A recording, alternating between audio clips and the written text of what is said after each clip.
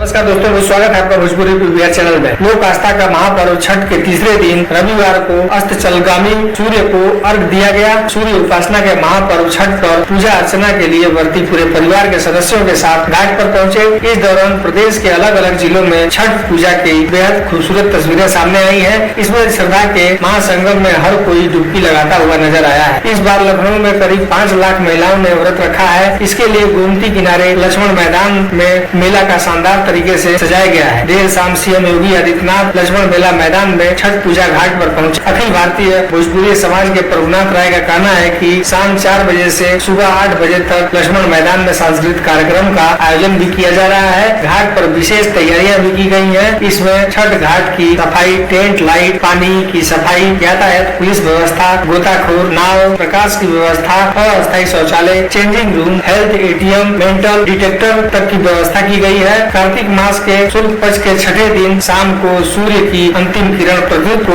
अर्घ देकर नमन किया जाता है। माना जाता है कि छठ में संध्या समय सूर्य को अर्घ देने से आंखों की रोशनी बढ़ती है, साथ ही लंबी आयु की प्राप्ति होती है। छठ में डूबते हुए सूर्य को अर्घ देने से आर्थिक संपन्नता भी होती है। ये भी मान्यता है कि सूर्य को जब अर्घ देते हैं तो तब सूर्य का रंग लाल हो। अगर इस समय अर्घ न दे सके तो सूर्य को हाथ जोड़कर प्रणाम करें। ऐसे करने से भी लाभ प्राप्ति होती है। संध्या अर्घ में बांस की टोकरी और सूप में फल फूल, ठेकुआ, चावल के लड्डू, गन्ना, मूली और कंद मूल रखकर सूर्य को जल अर्पित किया जाता है। सोमवार को सूर्य को अर्घ देने के साथ ही यह पर्व समाप्त होता है। दोस्तों, वीडियो को लाइक करें, चैनल पर है तो सब्सक्राइब जरूर करें और अपने लाइक कमेंट बॉक्स में जरूर दें।